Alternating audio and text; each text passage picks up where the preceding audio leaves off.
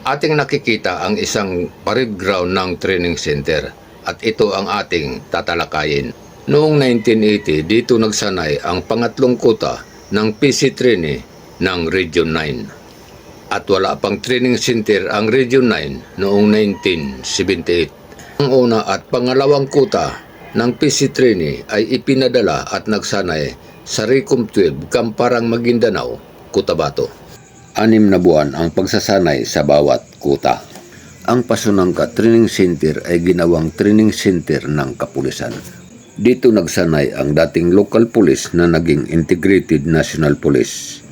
Lahat ng nasasakupan ng Region 9. Simula sa probinsya ng Tawi-Tawi, Hulo-Sulo, Basilan, Zamboanga City, Zamboanga del Sur at Zamboanga del Norte. Wala pa ang Sibugay sa noon. Ang patuloy na pagsasanay sa Integrated National Police bilang kanilang Police Basic Course na itayo ang isang Regional Training Center 9 ng Philippine Constabulary sa Southern Support Command, Malagutay, Zamboanga City.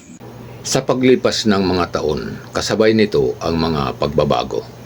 Nang pinag-isa ang Philippine Constabulary at Integrated National Police sa iisang Philippine National Police. Ang training center na ito nagkaroon ng junior at senior leadership course.